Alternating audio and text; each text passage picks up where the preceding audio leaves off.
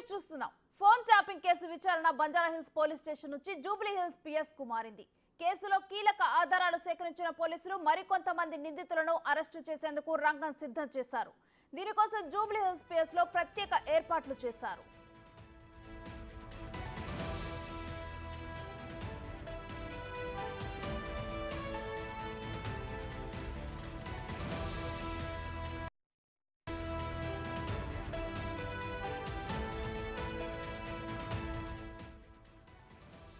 Phone tapping case విచారణ Banjara Hills police station నుంచి ఇటు జూబ్లీ హిల్స్ పిఎస్ కు మారింది. అయితే కేసులోనైతే కీలక ఆధారాలు అయితే సేకరించారు. అయితే ఈ ఆధారాల ఆధారంగా కూడా మరికొంతమంది నిందితులను అరెస్టు చేసేందుకు కూడా పోలీసులు రంగం సిద్ధం చేశారు. ఇక దీనికోసమే ప్రత్యేకంగా కూడా జూబ్లీ హిల్స్ పిఎస్ లో ప్రత్యేక ఏర్పాట్లు అయితే చేయడం జరిగింది. అయితే ఇప్పుడు ప్రాథమికంగా వస్తున్న సమాచారం ప్రకారం అయితే కొంతమందిని అయితే అరెస్టు చేసే సూచనలు ఉన్నట్లు తెలుస్తోంది. అంటే కొంతమందిని ఇటు నిందితుల్ని అది రంగం సిద్ధం చేశారు. వారిని అదుపులోకి తీసుకునేందుకు జూబ్లీ హిల్స్ పిఎస్ లో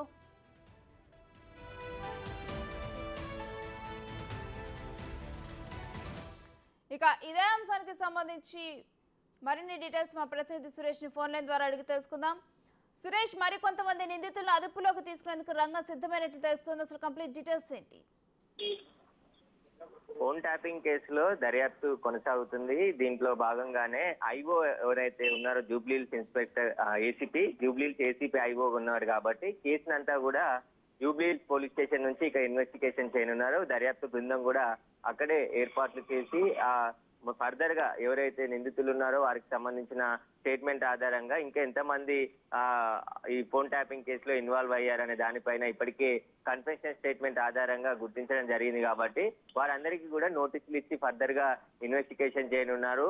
మూలాల నుంచి, ఎందుకంటే ఈ కేసు చాలా కీలకమైన కేసు కాబట్టి అంత హై ప్రొఫైల్ కు సంబంధించిన కేసు, చాలా పెద్ద కేసు కాబట్టి అంత హై ప్రొఫైల్ కి సంబంధించిన కేసు, చాలా పెద్ద మనుషులు ఉన్నారు కాబట్టి వారికి సంబంధించిన అన్ని ఆధారాలను ముందు సేకరించిన తర్వాతనే వారికి సంబంధించిన ఇన్వాల్వ్మెంట్ వారిని పిలిచి విచారించే అవకాశం కనబడుతుంది. మొత్తం ఇప్పటి వరకు దాదాపు 4 అధికారులను అరెస్ట్ చేసి చాలా ఎవిడెన్స్ని కలెక్ట్ చేయడం జరిగింది. వారు ఇప్పటికే చెంచల్గూడ జైల్లో ఉన్నారు కాబట్టి వారిచ్చిన స్టేట్మెంటు అదేవిధంగా కలెక్ట్ చేసిన ఆధారాలంగా మరికొంతమందిని ఈ కేసులో విచారణకు పిలిచి విచారించే అవకాశం కనబడుతుంది. ముఖ్యంగా రాజకీయ నాయకుల పాత్రపైనే మొదటి నుంచి కూడా ఉంది కాబట్టి అందులో పేర్లు కూడా ఏకంగా అప్పటి బీఆర్ఎస్ చీఫ్ అయినటువంటి కేసీఆర్ పేరు కూడా ప్రస్తావించారు కాబట్టి వారందరిని పైన ఎంతవరకు ఇన్వాల్వ్మెంట్ ఉందనే దానిపై, ఎందుకంటే ప్రభాకర్ రావు కూడా అతను నాంపల్లి కోర్టులో దానికి సంబంధించి ఏదైతే ఆయన విదేశాల్లో ఉన్నాడు కాబట్టి ఆయన తరపున ఒక అఫిడవిట్ కూడా దాఖలు చేయడం జరిగింది న్యాయవాది. నేను అప్పటి ప్రభుత్వం ఆదేశాల మేరకే పనిచేశామని చెప్పేసి చెప్తున్నారు కాబట్టి దీనికి సంబంధించి దర్యాప్తు కొనసాగుతుంది. అదేవిధంగా వెస్ట్ జోన్ డీసీపీ ఆధ్వర్యంలో ఈ కేసు విచారణ జరుగుతుంది కాబట్టి ఐఓ అయినటువంటి వెంకటగిరి జూబ్లీహిల్స్ ఏసీపీగా ఆయన ఉన్నారు కాబట్టి అక్కడికే షిఫ్ట్ చేసి ఇక దర్యాప్తు బృందంలో ఉన్న టీం అంతా కూడా అక్కడి నుంచి విచారించనున్నారు. దీనికి సంబంధించిన ఏర్పాట్లు కూడా జూబ్లీహిల్స్ పోలీస్ స్టేషన్లో చేశారు. అయితే మరి కొద్ది రోజుల క్రితం కొంతమంది జర్నలిస్టులను కూడా పిలిచి స్టేట్మెంట్ రికార్డ్ చేయడం జరిగింది. వారి పాత్ర ఏమైనా ఉందా, ఎందుకు తరచూ నిందితులతో ఫోన్లు మాట్లాడారంటే దానికి సంబంధించిన స్టేట్మెంట్ కూడా రికార్డ్ చేసుకోవడం జరిగింది. ముఖ్యంగా నవంబర్ నెలలో ఎలక్షన్కి సంబంధించిన ఫోన్ ట్యాపింగ్లో చాలామందిపై నిఘా పెట్టి ఇన్ఫర్మేషన్ కలెక్ట్ చేసి వారికి సంబంధించిన ఆర్థిక మూలాలు, వారికి ఎవరు ఆర్థికంగా సపోర్ట్ చేస్తున్నారనే దానిపైన ఈ ప్రణీత్ రావు టీము చాలామంది దగ్గర వివరాలు తీసుకొని ఆ ఫోన్ ట్యాపింగ్ చేసి వారిపైన రైడ్లు చేసి నగదు పెద్ద మొత్తంలో పట్టుకున్నారని చెప్పేసి ఆరోపణలు ఉన్నాయి కాబట్టి వారు ఇచ్చిన స్టేట్మెంట్లో కూడా ఎక్కడెక్కడికి వెళ్ళి ఎవరెవరి నగదు సీజ్ చేశామని చెప్పేసి వాళ్ళు పూర్తి ఆధారాలను కూడా చెప్పారు కాబట్టి వాటంతా స్టేట్మెంట్ ఆధారంగా ఫర్దర్గా ఇన్వెస్టిగేషన్ కొనసాగుతుంది. దీనిపైనే కొద్ది రోజుల క్రితం హైదరాబాద్ సిపి స్పందిస్తూ పూర్తిగా గ్రౌండ్ లెవెల్ ఏదైతే పునాది నుంచి ఈ కేసుకు సంబంధించిన ఆధారాలన్నీ కూడా బిల్డ్ చేస్తున్నాం కాబట్టి వాళ్ళు ధ్వంసం చేసిన ఎవిడెన్స్ అంతా పూర్తిగా మళ్ళీ కలెక్ట్ చేసే పనిలో దర్యాప్తు బృందం ఉంది. అదేవిధంగా ఇటు సైబర్ సెక్యూరిటీ బ్యూరోతో పాటు సాఫ్ట్వేర్ కంపెనీలకు సంబంధించిన సైబర్ ఎక్స్పర్ట్లకు సంబంధించిన సలహాలు కూడా తీసుకొని ఆ ఎవిడెన్స్, ధ్వంసమైన ఎవిడెన్స్ని పూర్తిగా కలెక్ట్ చేసే పనిలో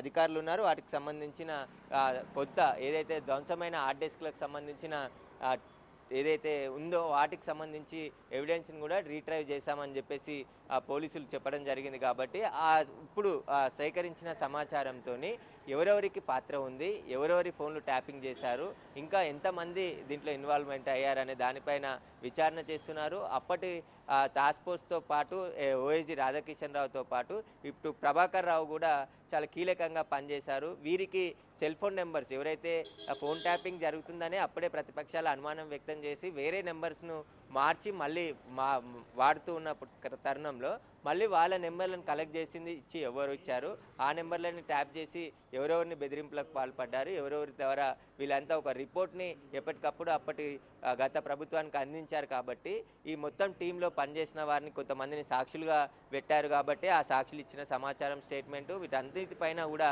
దర్యాప్తు చేసి ఫర్దర్గా ఇంకా కొన్ని అరెస్టులు జరిగే అవకాశం కనబడుతుంది. ముఖ్యంగా రాజకీయ నాయకుల పాత్ర పైన కూడా ఒక ఛానల్కి సంబంధించిన చైర్మన్ ఎండీకి సంబంధించి ఆయన ఆఫీస్లో కూడా ఈ ఫోన్ ట్యాపింగ్ వ్యవహారం నడిచిందని చెప్పేసి ఆయన ఇంటికి సోదాలకు వెళ్ళిన సమయంలోనే అంతకు ముందే ఆయన విదేశాలకు పారిపోయాడు. కాబట్టి ఇప్పుడు శ్రవణ్ రావు అదేవిధంగా ప్రభాకర్ రావు పైన రెడ్ కార్నర్ నోటీస్ కూడా పోలీసులు ప్రిపేర్ చేస్తున్నారు అది ఇష్యూ చేయడానికి. ఎందుకంటే కోర్టు కూడా అరెస్ట్ వారెంట్ ఇష్యూ చేసింది కాబట్టి ఆ అరెస్ట్ వారెంట్ జోడించి ఇప్పుడు రెడ్ కార్నర్ నోటీస్ సిఐడి పోలీసుల ద్వారా ఫర్దర్గా సెంట్రల్ గవర్నమెంట్ ఆ అనుమతితో రెడ్ కార్నర్ నోటీసు అమెరికా పోలీసులకి అందించనున్నారు. అక్కడి నుంచి వీలైనంత త్వరగా ప్రభాకర్ రావుని హైదరాబాద్ రప్పించే ప్రయత్నం పోలీసులు చేస్తున్నారు. దీనికి సంబంధించి ప్రభాకర్ రావే చాలా కీలక పాత్ర ఉంది. కాబట్టి ప్రభాకర్ రావు ఇండియాకి వచ్చి పోలీసు విచారణకు హాజరైతే ఆ అన్ని వివరాలు ఇంకా మరికొన్ని వివరాలు బయటకు వచ్చే అవకాశం కనబడుతుంది. ఇప్పుడు ప్రతి ఒక్కరు తాము అప్పటి గవర్నమెంట్ చెప్పిన విధంగానే మేము నడుచుకున్నాం తప్ప మా సొంత ఇంటెన్షన్ ఇక్కడ